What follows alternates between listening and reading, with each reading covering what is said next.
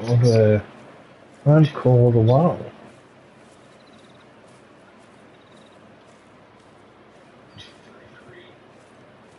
Also watching another creator.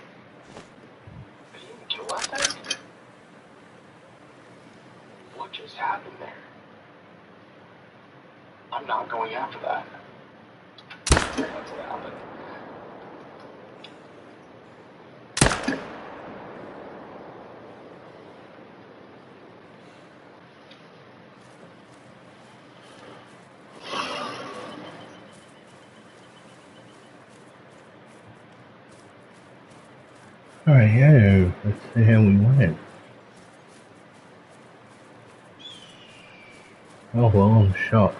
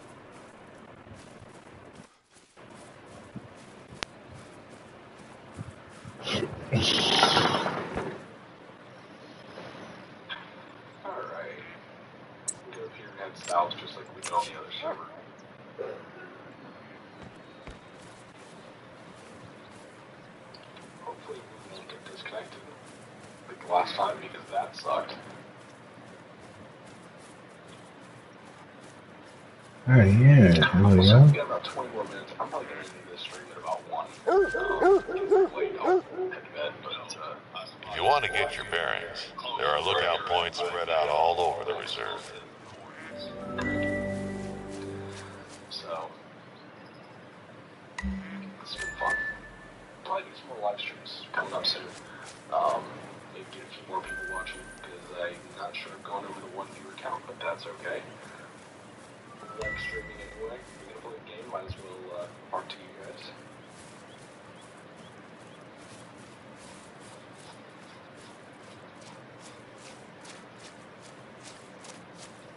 I'm just sit alone in my cave. We got 20 minutes. I'll give us enough time to check this southern roads.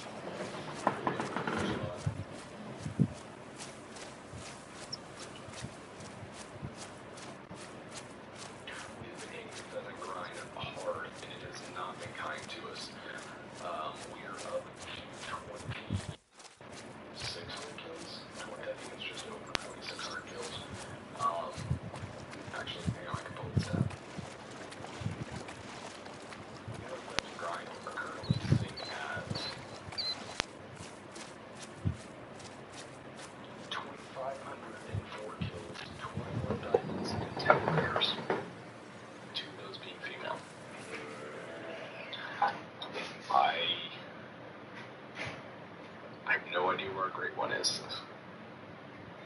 But it is unfortunate. But for everything I've heard, when you have a super long pheasant grind, a lot of the time... Sorry, I gotta check these.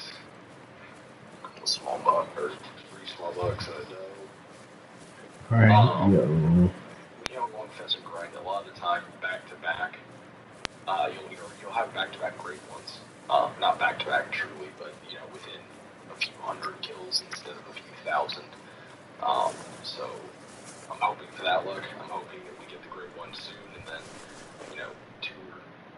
1 or 2 more like pretty soon after that. So I won't be giving up on the pheasant grind as soon as I get the great one. I am going to slow down on it a little bit. I'm tired of killing pheasants. I like killing pheasants. I think they're really cool trophies. But, yeah, I'm about over it for right now.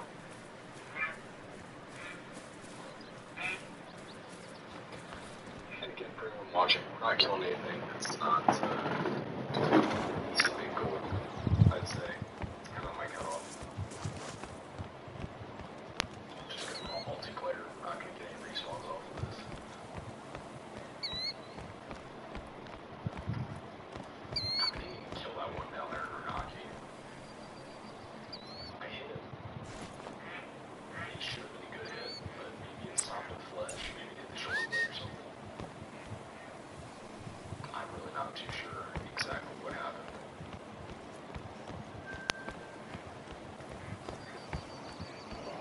Now that is a couple of small bucks. Those are tiny little guys. The black-tailed deer are one of the easiest animals in the reserve to hunt. Still, be wary of your noise and the wind direction, as their senses are quite good.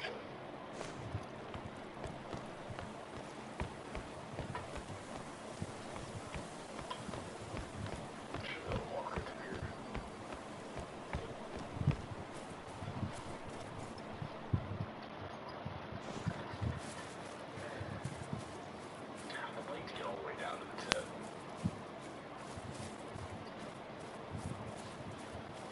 Just because I'm not sure how far down there they will spawn.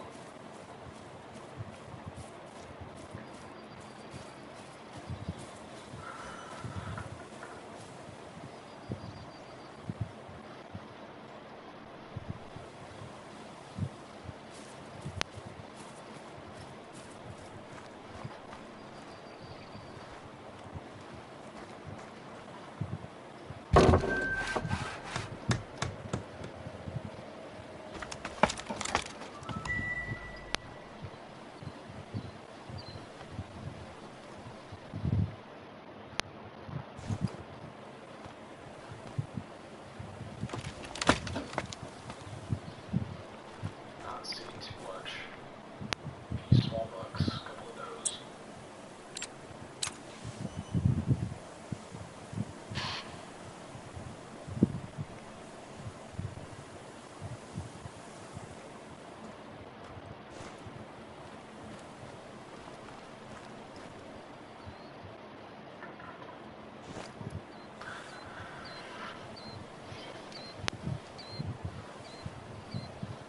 Got a little of this rain. Makes for great content.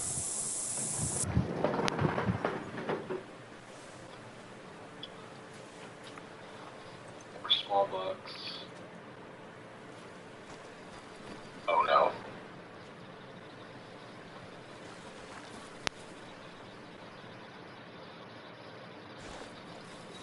Do we get disconnected when he leaves? Like we did last time. Shooting something.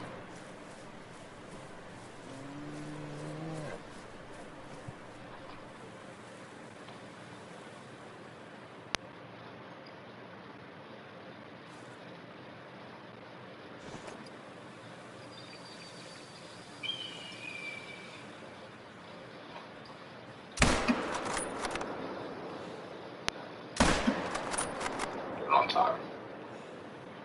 Running out of time.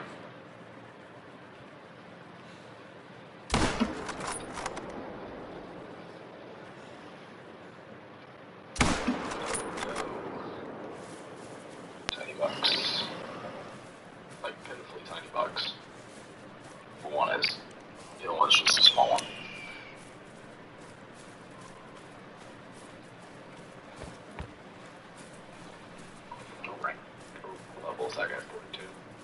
know what he's doing.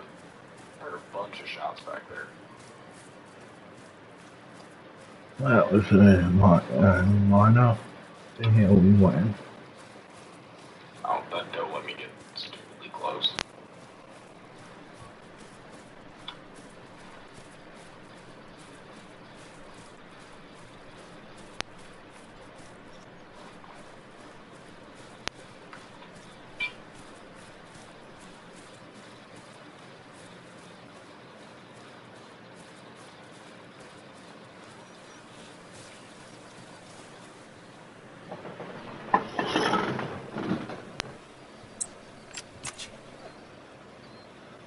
Okay, crack it.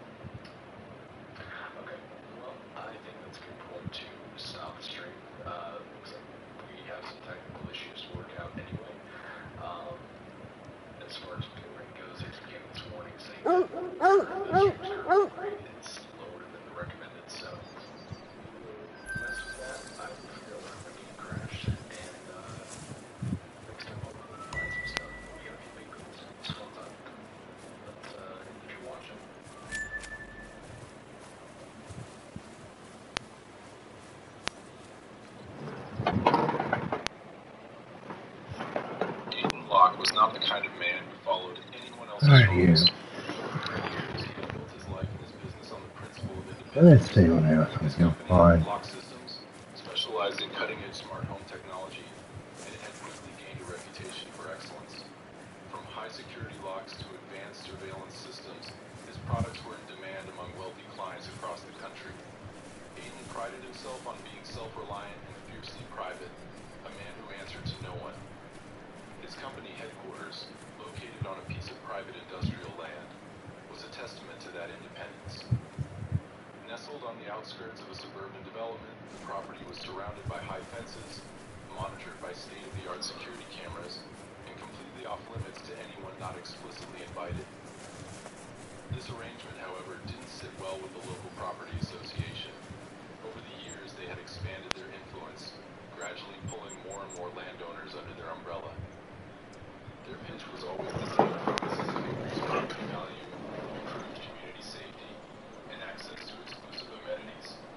But Aiden had seen through the facade from the start.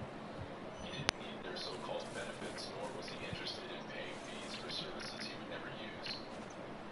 The association's members, especially its president, Mark Crawford, had made numerous attempts to get him to join, but each time Aiden had firmly refused. His land was private, purchased long before the development had sprung up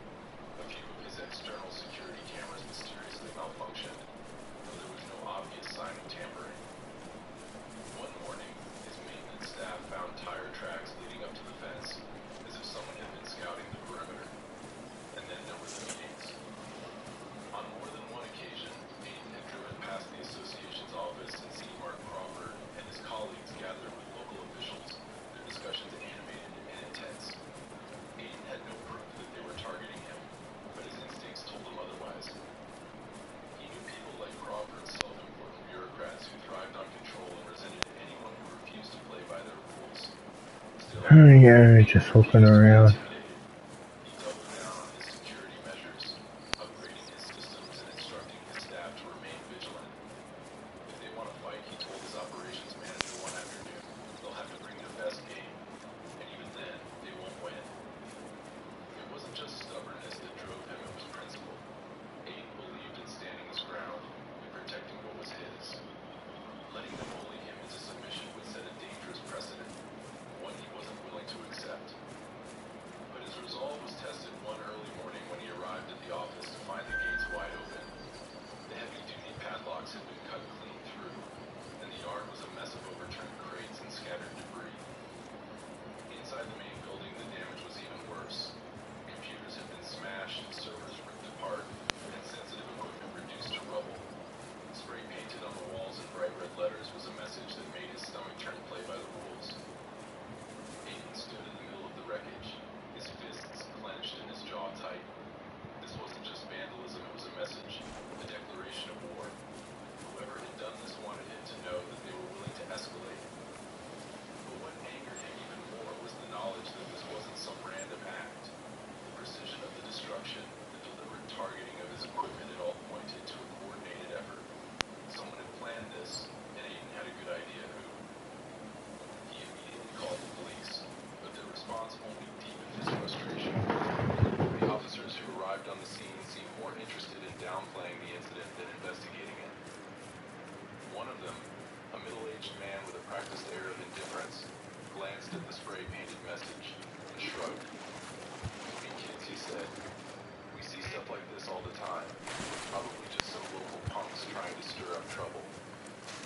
When Aiden pressed for a more thorough investigation, the officer's tone turned cold.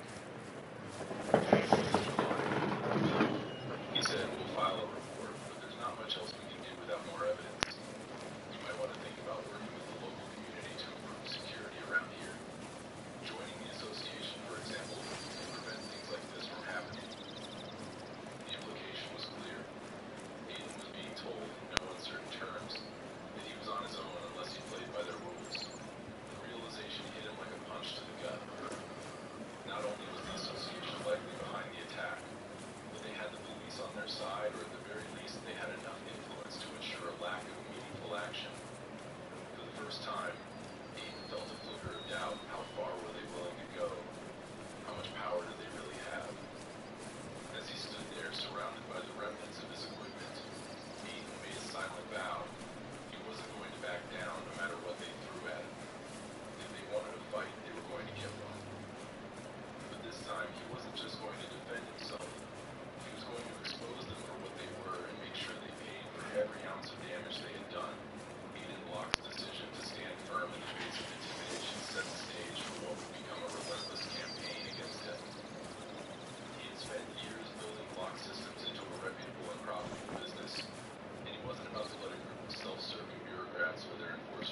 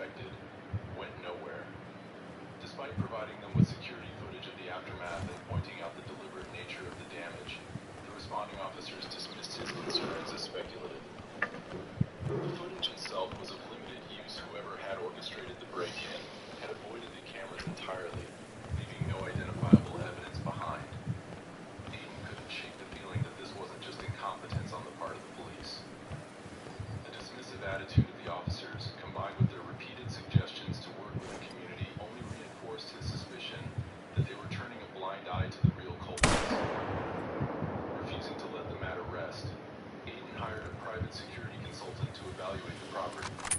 The consultant, a sharp-eyed man named Victor Morales, conducted a thorough assessment and confirmed what Aiden had suspected: the attack was no random act of vandalism. This was planned, Victor said, reviewing the security logs. Whoever did this knew exactly what they were doing. They avoided your cameras, targeted critical systems, and left behind a message to send a clear warning. This wasn't kids messing around, this was professional.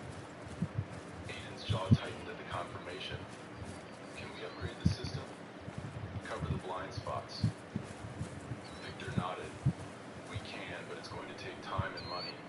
And if these people are determined, they'll find another way in. You need to think bigger than just patching holes in your security. What do you suggest? Aiden asked. Find out who's behind this, and why. Victor replied. You've got enemies, Mr. Locke. The question is, how far are they willing to go? That question lingered in his mind as he drove home that night. The more he thought about it, the clearer the answer became. The local property association was the common thread in everything that had happened. Their repeated attempts to pressure him into joining, the veiled threats in their letters, the suspicious lack of police action had all pointed to them. But knowing it and proving it were two different things. Aiden needed evidence, and he needed to be smart about how he got it. The following week brought another unsettling development.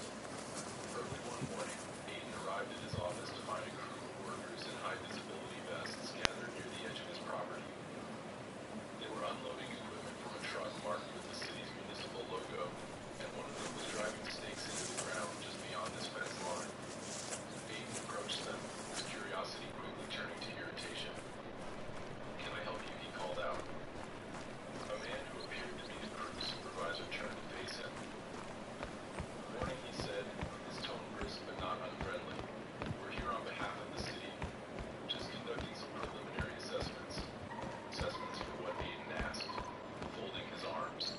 The supervisor hesitated for a moment before replying. There's a proposed infrastructure project in the area. We're surveying potential impact zones. Aiden's eyes narrowed. And that involves my property.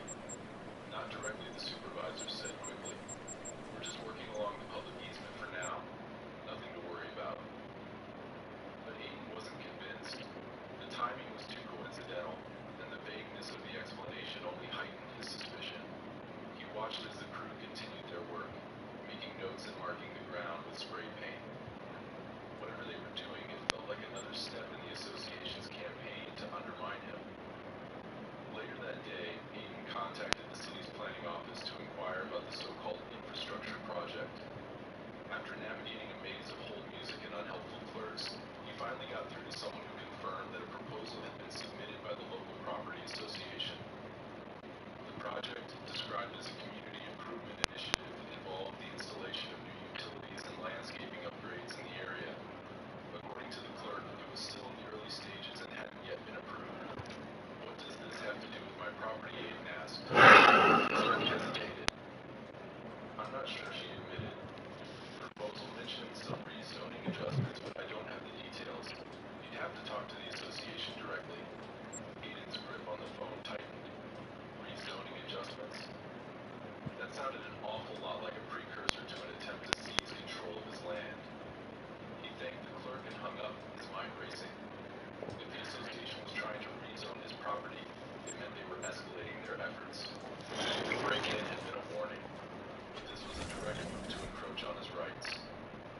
Determined to push back, Aiden scheduled a meeting with his lawyer, a sharp and meticulous woman named Laura Kim. Over the years, Laura had handled several disputes for him, and he trusted her judgment implicitly. When he laid out the recent events in the break-in, the survey crew, the rezoning proposal, her expression grew increasingly serious. They're testing you, she said finally, trying to see how much you're willing to tolerate before you push back. And if I don't push back, Aiden asked, they'll keep escalating, Laura replied. They're playing a long game, Aiden. They want your property, and they're willing to use whatever means they can to get it. The rezoning proposal is just the first step. If it gets approved, it gives them legal grounds to impose restrictions or claim parts of your land for community use. What can we do to stop it? For now, we've file a formal objection to the proposal, Laura said. That'll buy us some time. But you need to start gathering evidence, anything that connects the association to the break-in or the other incidents. If we can prove they're acting in bad faith, we can challenge them in court. Aiden nodded, his resolve hardening. Then that's what we'll do. As he left Laura's office, Aiden felt a renewed sense of purpose. The association had made their move, but they had underestimated him. They thought they could bully him into submission, but they were about to find out just how wrong they were. Aiden wasn't just going to defend himself, he was going to make them regret ever coming after him. Objection to the rezoning proposal was filed quickly. While it bought Aiden some time, These tracks, you can follow them, but don't forget to also look up and observe what's in front of you. association intensified in ways that were as infuriating as they were calculated. At first, it started with petty nuisances, flyers advertising association events and benefits were stuffed into his mailbox daily, despite the fact that he wasn't a member. The association even went as far as to drop off a welcome packet, complete with a glossy brochure outlining their rules and regulations, as if trying to bait him into compliance. Aiden tossed it straight into the trash. But the real escalation came when one of his deliveries was inexplicably delayed. Aiden's company depended on a steady flow of materials and components to maintain production, and any disruption threatened to throw off their entire schedule. When he called the shipping company to inquire about the delay, he was told that there had been access issues at his property. Aiden was baffled there were no issues with his gates or roads. Determined to get to the bottom of it, Aiden reviewed the footage from his security cameras. What he saw made his blood boil. A group of men in reflective vests, wearing city insignias, had stationed themselves just outside his property that morning, blocking the delivery truck and turning it away.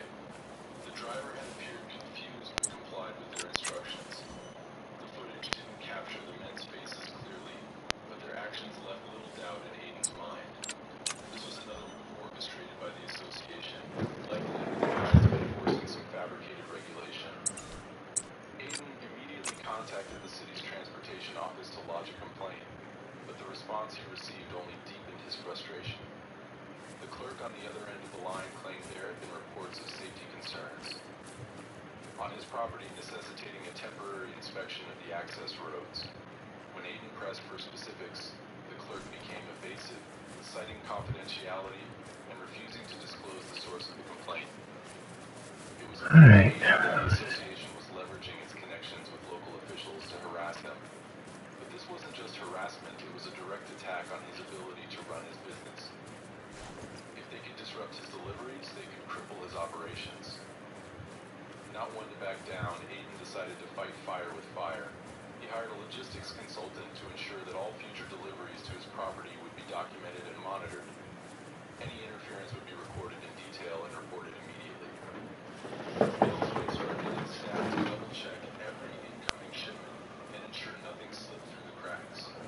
If the association thought they could grind his business to a halt, they were sorely mistaken. The situation escalated further when Aiden received a notice from the city regarding a noise complaint filed against his company. According to the notice, residents in the area had reported excessive noise levels originating from his property, specifically from the manufacturing equipment.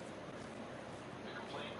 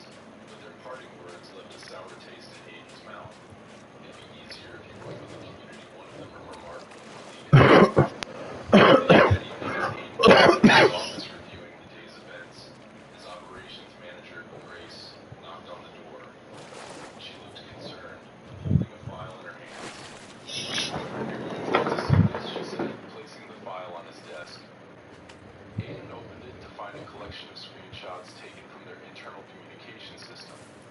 Someone had been attempting to hack into their server earlier that afternoon, around the same time the inspectors were conducting their audit.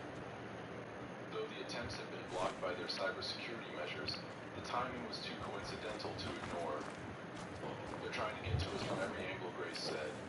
First the break-in, then the deliveries. What's the plan, Aiden? He's back in his chair, his mind racing. The association wasn't just trying to harass him, they were trying to break him. Every move they made was designed to undermine his business, chip away at his defenses, and force him into submission. But he wasn't about to let them win. The plan is to keep fighting, he said firmly. We document everything, we stay vigilant, and we don't give them an inch. If they think they can wear us down, they're in for a surprise. Grace nodded, her expression resolute. We've got your back. The next few days passed in a tense but determined flurry of activity. Aiden and his team worked to strengthen their systems, both physical and digital. Additional cameras were installed to cover every possible angle of the property, and a cybersecurity firm was brought in. At the same time, Laura filed counter complaints against the association, challenging their tactics and demanding transparency in their operations. But the association wasn't done yet. Late one night, as Aiden was preparing to leave the office, he noticed a strange vehicle parked just outside the property. It was a dark SUV with tinted windows, its engine idling as if the driver was waiting for something or someone. Aiden watched it for several minutes, his instincts on high alert. When he finally stepped outside to approach it, the SUV sped off into the night without a word. The message was clear, they were watching him. As unsettling as the incident was, it only strengthened Aiden's resolve. He wasn't just fighting for his business anymore, he was fighting for his right to exist on his own terms, free from the control of those who sought to impose their will on him. The association had underestimated him, but they were about to learn just how far he was willing to go to protect what was his. The constant pressure of the association was beginning to take its toll on Aiden and his team. Despite their best efforts to push back, the situation seemed to escalate with every passing day, yet Aiden knew that giving in wasn't an option.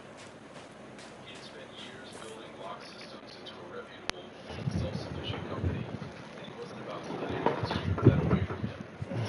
If the association thought they could force him to comply with intimidation and sabotage, they had no idea who they were dealing with. The real breakthrough came from Laura Kim, his lawyer. After weeks of filing complaints, digging through records, and leveraging every single resource at her disposal, she discovered a key piece of information. The rezoning proposal submitted by the association wasn't just about infrastructure improvements, it included a plan to declare parts of Aiden's property as a shared community resource. This designation would allow them to impose restrictions on his operations, limit his land use, and eventually open the door for them to claim parts of his property outright. It's worse than we thought, Laura told Aiden during a late-night call. This isn't just about bullying you into joining them. They're trying to take your land. Aiden's grip on the phone tightened. How is this even legal? It's not, at least not entirely, Laura replied. They're exploiting a loophole in the local zoning laws. The proposal is full of vague language about community benefit and sustainability, but the intent is clear. They want control. Then we shut it down, Aiden said firmly. Whatever it takes. That's easier said than done, Laura cautioned. The proposal is already moving through the approval process, and they've got allies in the local government.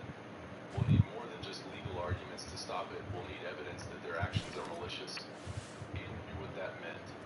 He needed proof linking the association to the harassment, the sabotage, and the break-in.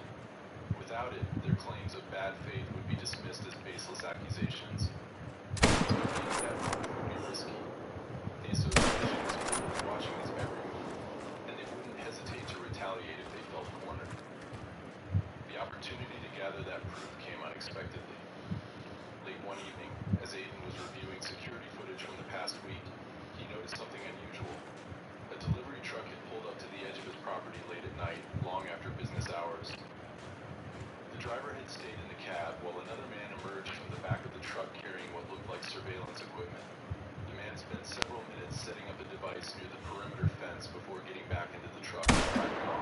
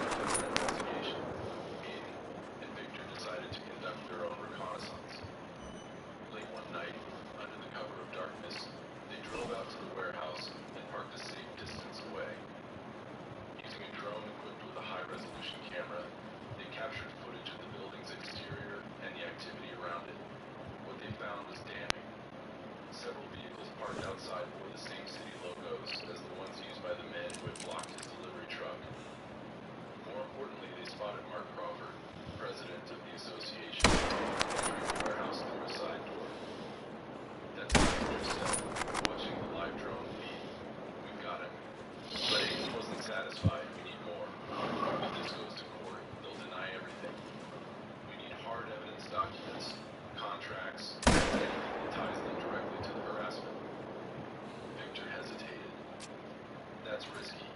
Breaking into the warehouse isn't exactly legal. I'm not asking you to break in, Aiden replied. But if they're careless enough to leave evidence lying around, we need to find it. For 2 days, Aiden and Victor monitored the warehouse closely. Every vehicle that came and went, every individual who entered or exited the building. Meanwhile, they had collected to file an injunction against the rezoning proposal, arguing that the association's actions were tainted by conflicts of interest and potential corruption. The injunction temporarily halted the approval process, buying Aiden more time to gather evidence. The association's response was swift and aggressive. Aiden's property was hit with another wave of inspections, this time focusing on environmental compliance. Inspectors claimed to have received complaints about chemical runoff from this facility, despite the fact that lock systems had never dealt with hazardous materials. Don't move! The accusations were baseless, but the inspections disrupted operations and further strained his team. Race, his operations manager, approached him one evening with a look of concern. Aiden were running out of time. The team's holding together clearly. If this keeps up, we're going to start losing people. I know Aiden said, his frustration evident. But we're close. We've got the injunction, and we've got eyes on the warehouse.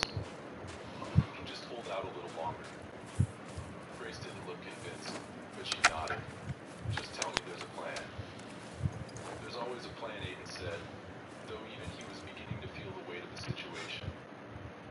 The turning point came when Victor managed to intercept communications between the private security firm and the association. Using a combination of open-source intelligence tools and his own expertise, he uncovered a series of emails detailing the association's plans to force Aiden into compliance. The emails outlined everything to break in, the surveillance, the fabricated complaints, and even the rezoning proposal.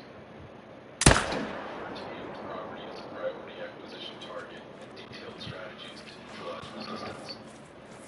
This is it, Victor said, showing Aiden the emails. This is the proof you need. Aiden forwarded the emails to Laura immediately, and she wasted no time incorporating them into their case. Within hours, a formal lawsuit was filed against the association, accusing them of harassment, defamation, and conspiracy to commit property theft. The lawsuit was accompanied by a request for a court order to block the rezoning proposal permanently. But Aiden knew the fight wasn't over. The association showed that they were willing to go to any lengths to achieve their goals, and he had no doubt they would retaliate. Still, for the first time in weeks, he felt a glimmer of hope. The tide was turning, and the association was finally on the defensive. As he stood in his office that night, reviewing the evidence they had collected, Aiden allowed himself a rare moment of satisfaction. They had underestimated him, but now they would see what he was truly capable of.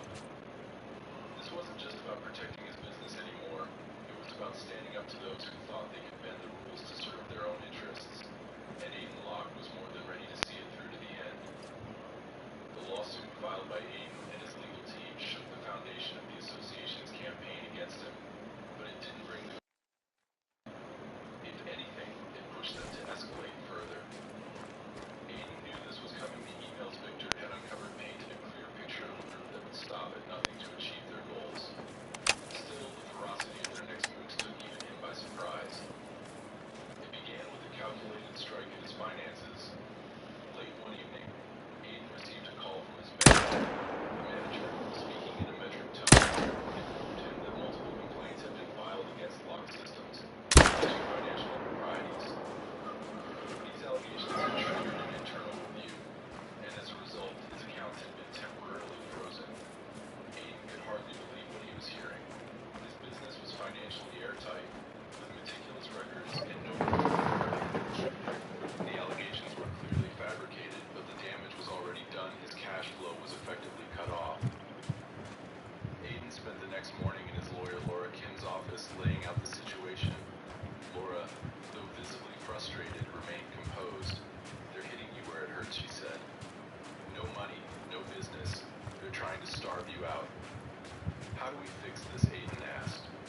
I've already filed motions to dismiss the allegations, but it'll take time, Laura replied. We need to prove these claims are baseless. We'll need to put together financial records, testimonies, and evidence of their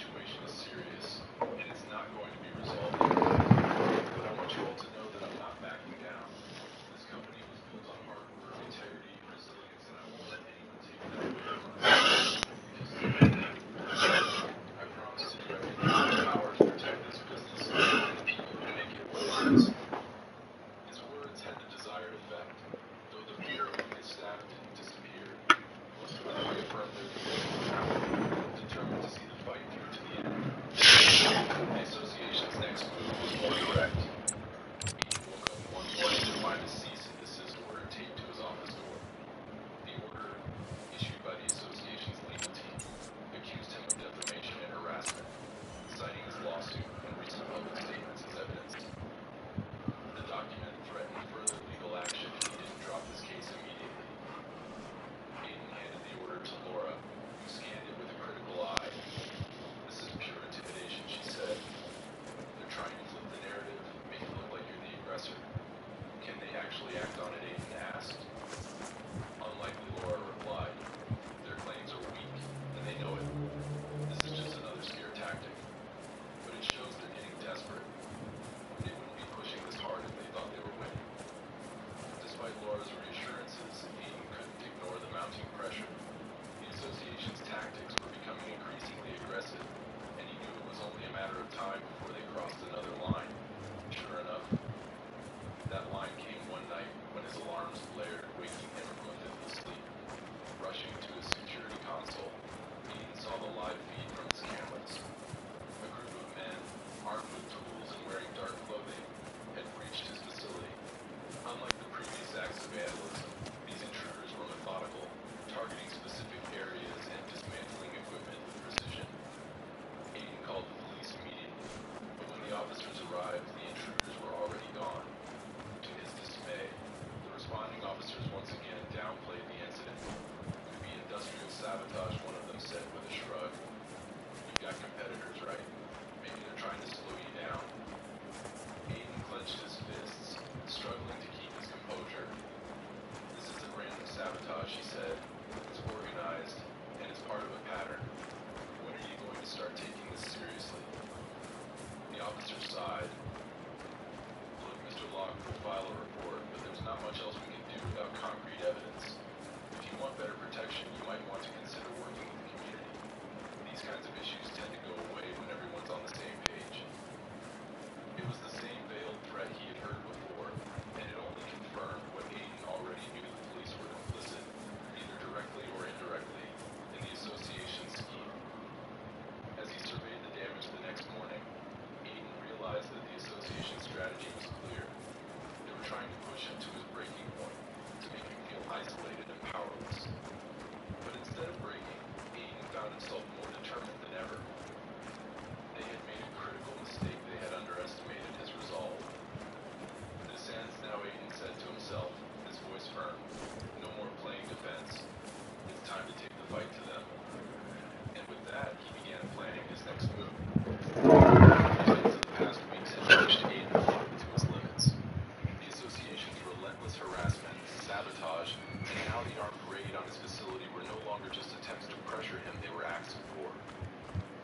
Aiden was done playing defense. They had underestimated him, and now they were going to regret it. The turning point came when Laura called him late one night with unexpected news. We've got it, she said, her voice electric with urgency. The court approved our request to access their financial records. Victor just sent me the files. It's worse than we thought. Aiden listened intently as Laura explained. The association's records revealed an extensive network of backdoor deals and shell companies. They had funneled money through fake contractors, redirected community funds for personal gain, and most damningly, collaborated with a private security firm to conduct illegal operations. Payments for consulting services matched the dates of the raid on Aiden's property, the blockades of his deliveries, and even the staged inspections. Mark Crawford's name appeared repeatedly in the documents, tied to significant payouts labeled as community expenses. This is it, Laura said. This is the smoking gun. Not only can we prove their harassment, but we can expose them for the frauds they are. Aiden's mind raced. The financial evidence was critical, but he needed more. Something that would make it impossible for them to weasel out of accountability. What about the surveillance footage from the warehouse? He asked. Hey, I've been reviewing it with Victor, Laura said. It lines up perfectly with the payments in the records. We've also identified more individuals involved. Some of them are city officials. This goes deeper than just Crawford. Aiden's jaw tightened. The depth of the corruption was staggering. Right. If they could show the full scope of the conspiracy, Go. just take down Crawford, it would blow apart the entire structure that allowed him to operate unchecked. The next morning, Laura filed an emergency motion with the court to freeze the association's accounts and halt the rezoning proposal permanently. The evidence was overwhelming financial corruption, illegal surveillance, and targeted harassment. Simultaneously,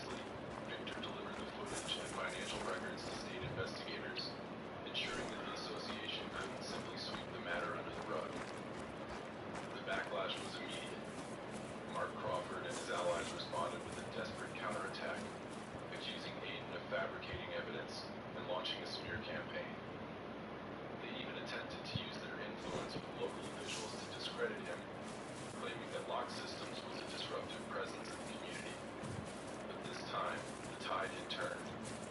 The evidence Laura and Victor had collected was too solid to ignore, and the association's denials only made them look more suspicious. The tension came to a head during a court hearing to review the evidence. The courtroom buzzed with anticipation as Aiden and Laura entered, joined by Victor and several of Aiden's employees who had volunteered to testify. On the other side of the room, Crawford sat with his legal team, his face a mask of feigned confidence. But Aiden could see the cracks Crawford's hands fidgeted under the table, and his lawyer whispered furiously in his ear. Laura took the floor, presenting the case with precision and force. I'm not waiting here forever. The fabricated complaints and the illegal actions tied to the association. She displayed the financial records, showing how funds were misused and diverted, and played the surveillance footage that captured Crawford entering the warehouse used for staging their operations. Each piece of evidence painted an irrefutable picture of a coordinated conspiracy. When Crawford's lawyer attempted to argue that the evidence was circumstantial, Laura delivered the final blow emails directly tying Crawford to the security firm responsible for the raid on Aiden's facility. The emails included explicit instructions to neutralize Aiden as a threat and detailed payments made to the firm for their services. The courtroom fell silent as the judge reviewed the documents, his expression darkening with every page. Crawford's composure shattered.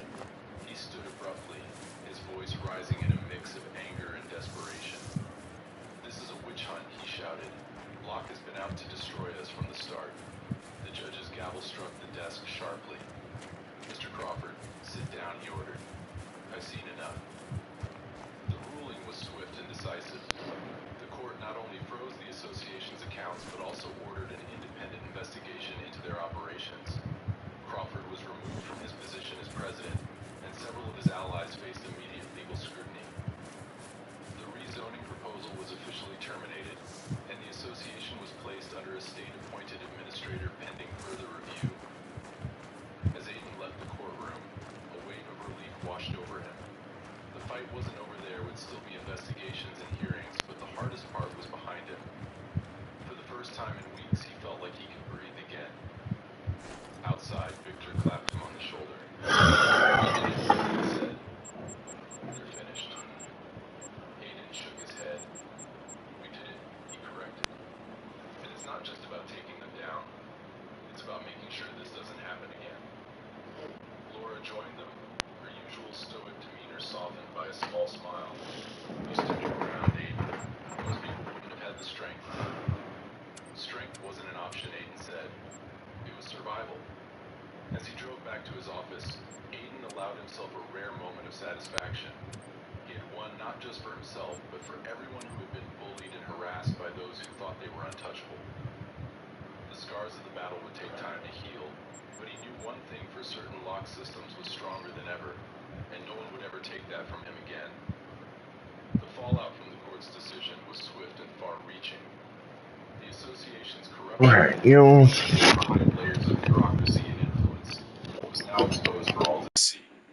State investigators descended on their offices, seizing documents, computers, and confirmed the extent of their illegal activities. The news spread quickly, and the public outrage was palpable. Outlets, previously silent or complicit, began running stories about the years of intimidation and fraud perpetrated by the association under Mark Crawford's leadership. For Aiden, the victory was bittersweet. The fight had taken a toll on him and his business, leaving scars that wouldn't fade overnight. But it had also strengthened his resolve and brought out a side of him he hadn't known he possessed. He wasn't just a businessman anymore, he was a fighter. Someone who had stood up against overwhelming odds and won.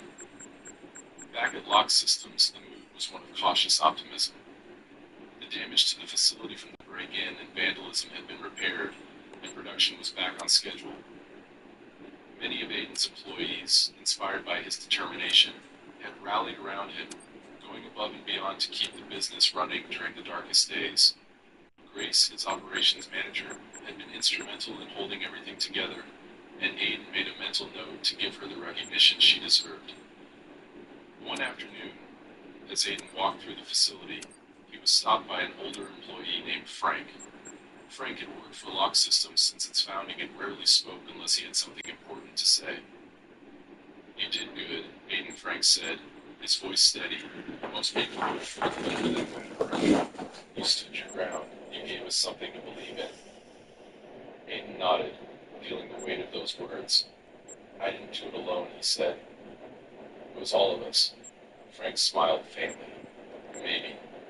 But it starts at the top. Don't forget that." Outside of work, the changes were equally significant. The association, now under state supervision, had been stripped of its power. Mark Crawford was facing criminal charges for embezzlement, fraud, and conspiracy, along with several of his key allies. The new administrator, an outsider brought in to clean up the mess, had already begun dismantling many of the association's oppressive policies. Aiden received a letter from the administrator a few weeks later, offering a formal apology on behalf of the organization and inviting him to a community meeting to discuss the future of the area. He read the letter twice before setting it down on his desk. He had no interest in joining any group, especially one with a history like theirs, but he took satisfaction in knowing that the power they once wielded had been broken. On the night of the meeting, Aiden didn't attend. Instead, he stayed in his office, going over plans for the next phase of Lock Systems expansion. The events of the past months had opened his eyes to the importance of resilience and preparation. He was determined to ensure that his business would never be vulnerable again. As the sun set, Aiden stepped outside to the quiet yard surrounding his facility. The air was cool, and for the first time in weeks, the atmosphere felt calm. The battles he had fought weren't just about his company, they were about principle, about standing up to those who thought they could take what didn't belong to them. Victor Morales joined him a few minutes later, holding 2 cups of coffee. "Figured you could use this," Victor said, handing one over. "Thanks," Aiden replied, taking a sip.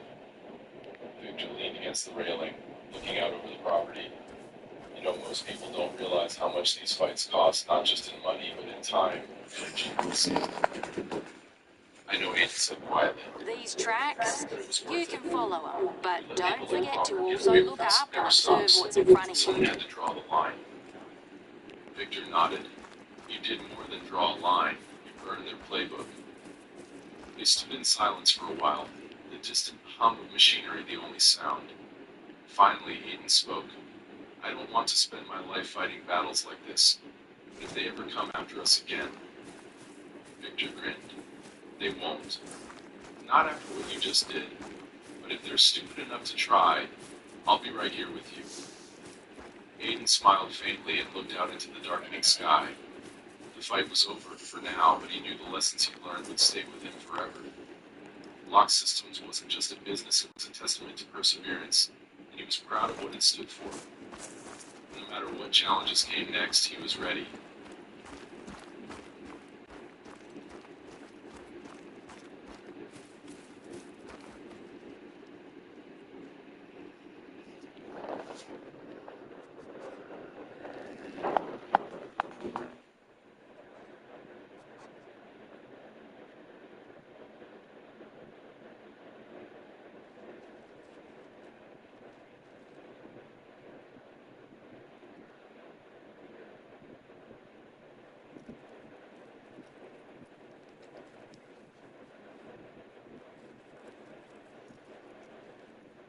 An entitled Karen attacks me at Walmart, all because I scared her daughter because of my Halloween costume. But once the cops were called, I decided to press charges, resulting in this entitled Karen going straight to jail. Here's what happened. Okay, so this event happened back in the week of Halloween in 2002. Now, Halloween was on a Thursday that year, and the costume party I was attending was the Saturday before, on the 26th. This will be important to the story, but also it's important to know that I was recovering from a stroke that I'd had 3 months prior. Anyways, my stepbrother was throwing a costume party at his house, and I was really looking forward to it, especially since I hadn't done much socially the past few months. My friend and I were excited to go. I was dressed up as Uncle Fester from the Addams Family, and my friend was going as Zorro, and we had to make a pit stop at the nearby Walmart so that my friend could grab a plastic sword for his costume, and I decided to pick up a few extra snacks and drinks, so I would as well. We would get stopped by random customers who complimented our costumes, and we would thank them, but we weren't men on a mission. Once we grabbed everything we needed, we headed straight to the checkout lines. I should also note that I deal with some social anxieties, so I was looking around to assess my surroundings while waiting in line. Well, this is when the entitled Karen of this story comes into play. She absolutely looked the part, down to the blonde hair and the costume jewelry. She had a little girl in the card who screamed like crazy the instant she saw me. I immediately began to apologize to this Karen, stating that frightening her daughter was not my intent. But before I could even finish, she cuts me off and gives me the tongue lashing of a lifetime. She says to me, "Who do you think you are, going around like this, scaring innocent little kids when it's not even Halloween? What is wrong with you?" We then locked eyes and I responded by saying, "You're right that it's a few days before Halloween, but all the parties are tonight. But I'm a reasonable man, so I'll tell you what, I'll remove my face makeup if you take off your mask." She then starts to respond by saying, "But I'm not wearing a mask." "Oh, you absolute jerk, how dare you speak to me like that?" I then say to her, "But I did. So what now?" It was then that I was met with a sudden sharp pain to my knees as I fell over. This entitled Karen rammed her cart right into me. As I was still recovering from my stroke, my equilibrium was lacking and I fell straight to the ground. The cashier in our lane immediately paged for a manager and loss prevention, and Karen attempted to backtrack and leave the lane. But as it was, two officers had blocked her in. As my friend was helping me back onto my feet, I saw the manager and loss prevention rushing over to see the commotion. The manager and I sat on a nearby bench, all so that I could explain everything that happened, and loss prevention led Karen in the opposite direction. And after a few minutes, a police officer approaches. I greet the officer, I identify myself, and he asked me if I want to press charges against the Karen for attacking me, and I happily told him absolutely. The cop radios to a partner, and a minute later, I see a Karen being escorted out in handcuffs, followed by another officer carrying her young daughter. Now, when it comes to the Karen herself, she was formally charged and ended up with a $1,500 fine and having 14 days in jail. But looking back, I really should have thanked this Karen. The little lip I got from the spill added to my costume, and everybody thought it was intentional, despite the fact that it's because of this crazy entitled Karen. Wow, talk about overreacting. She literally rammed her cart into you after some stupid joke. Like, seriously, what's wrong with people like that? It's obvious the original poster was going to like some kind of Halloween party. I mean, it is right around Halloween when this happened. How can this Karen really not connect the dots and be like, "Oh yeah, this is probably for some party, that makes sense"? So seriously, good for you for pressing charges, because that entitled Karen absolutely deserved to get in trouble. If you like Am I the Jerk, you're probably going to love Am I the Genius. Check it out, link down below in the description. Also, go to amIthejerk.com/submit if you would like to submit your own stories. Am I the jerk for asking my neighbors not to park their car behind mine, as they've done this multiple times? Here's what happened. I want to start off by saying that I live in a triple complex, and there are 3 driveways to this complex. One for the first unit, one for the second unit, and 2 for my unit, which is the biggest unit. All driveways have been spray painted to label which driveways are belonging to which unit. Well, recently my neighbor has been having people stay over at their place for weeks at a time. I really don't care if they have people over. It's not my business and it's not my issue. But recently, they started telling their friends and family to park behind my fiance's work van, which is on our side of the driveway. They did not ask us if this was okay, and it was not just for one day. Eventually, a day came around where we had to ask them to move so that my fiance can open the back doors to his van, as they parked close enough to where he couldn't even open them. Well, they did move their car, and then when we went back inside, they moved it right back. Mind you, their side of the driveway has space for another car, but they chose to park behind our car. I imagine they tell their friends and families to park behind our van because they move their car during the day, and they don't want to have to rearrange cars when they have to leave. Well, I tried to knock on their door to tell them they needed to move their car so my fiance could move and operate his van for work, even just to get his tools out of the back, but they would not answer the door. They have been extremely rude to me in the past for no reason, and they are very new to the complex. So I decided to write a short note and put it on the windshield of their car. The note says the following: "Please do not park behind this van without asking. I need to be able to get my tools out and get out of this spot because of work. Thank you." Well, for some reason, I just feel guilty, and that they will get upset and go to my landlord and make this into some big issue. So am I the jerk for making them move, or am I overthinking things? What should I do? No, you're not the jerk here. If anyone should be making a bigger deal out of this, it's you. Why on earth are you putting up with this? These people have been rude to you. Move their car right back behind your van, and they've generally been very rude neighbors. Like, that's 3 strikes and you're out, in my opinion. Because at that point, not only am I going to get the landlord involved, involved, but I might just tow your car while you're at it. If I verbally told you and left a note on your car saying, hey, you can't park here, then you are definitely on thin ice if you choose to do it again. So if I was in your shoes, I would be documenting everything. I would take pictures of every time they parked their car behind my van, and I would timestamp anytime I spoke to them or left a note with a copy of the note just in case they try to dispute it. I would then forward all of this to the landlord and be like, you can either deal with this or I'm going to have the car towed. And I will do that every single time they park behind my van. Because here's the thing, if they were just nice neighbors, all of this could be handled in a reasonable way. But because they want to be jerks about it, that's where the gloves are off. Because then I'm just going to be like, okay, fine, I'll tow your car and think nothing more of it. So no, you're not the jerk for telling these people not to park behind your car, because that really should be the bare minimum that you expect from your neighbor, as these idiots don't sound like good people in the slightest. Am I the jerk for rage quitting after I lost an election simply because all the votes weren't completely counted? Because after the higher-ups denied me being voted as the president of our organization, while also demanding that I keep quiet about it, I decided to step away, with me being more than willing to watch things fall apart. Here's what happened. So I'm a 28-year-old female, and I've been a member of a large volunteer organization for several years. I am one of the longest-standing members. I have spent hundreds of hours on various aspects of it. I've held small leadership positions in almost every area, and I have a large amount of experience being the president of another organization as well. When I first joined, things were not doing well, so I, along with others, come on! off just to improve that, and eventually we did.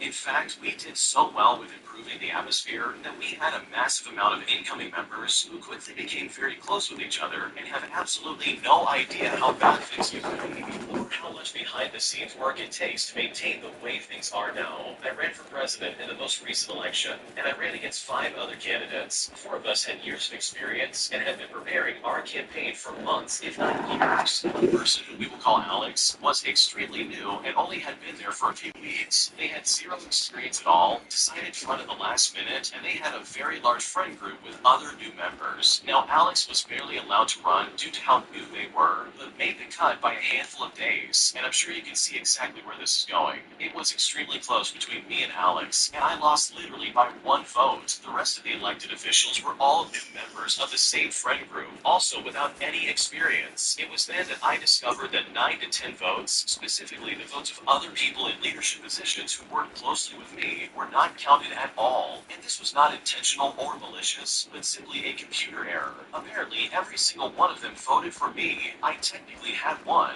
They tried to get the election results overturned because of it, but higher-ups would not allow it, because they feared it would look like favoritism. At the end of the day, I was told to keep quiet and not let anyone else know about this, which now brings me up to my current situation. Because nobody on the new executive team has any experience, I started facing a lot of pressure to take on a lower leadership position, solely so that I could guide them and ensure that our hard work doesn't go straight down the tube. But you know what? I absolutely refused. In fact, I've decided to drop all leadership roles and do absolutely nothing this year. This has led to multiple people telling me that I don't really care about the organization and that I will be responsible if it falls apart. I feel like it's a slap in the face to expect me to do what a president does without the title to show for it. So I'm the jerk for dropping all leadership positions and letting the new team do whatever they want to do, because right now I'm very frustrated and I don't know what to do. Oh wow, this is absolutely unbelievably toxic. I would be losing my mind if I actually won the election and anyone above me tried to be like, oh, just keep quiet about this. We don't want anyone to think that this is favoritism. But it's like, what are you talking about? I won the election. Of course it's favoritism. Everybody voted for me. Like, this is an insane precedent to take, because you literally saved this volunteer organization. You are the reason that this place hasn't fallen apart, and the fact that you're not recognized for that, in my opinion, is insane. Go, crack that fucking thing down. I honestly don't blame you for being pissed off. Now, in my opinion, I think you absolutely should scream this from the rooftops. You should tell everybody, hey, the sheriff told me to say this, but this is what's actually going on. And explain to everybody that technically you did win, but the people above you don't want you to say anything about it. And that kind of censorship, in my opinion, is not okay. That is so crazy, it's not even funny. And this is especially easy to prove if you have like a paper trail of some kind. So hopefully this all works out for you, and hopefully you're able to put people in their place when it comes to why you're leaving this all as it is. Because this kind of treatment, in my opinion, is absolutely unacceptable. Am I the jerk for telling my fiance that his cousin's girlfriend is not welcome in our new home? Because after the way she treated us, I literally want nothing to do with her. And at this point, I don't know what to do. Here's what happened. So I've been with my fiance for 5 years. Early in our relationship, he and his cousin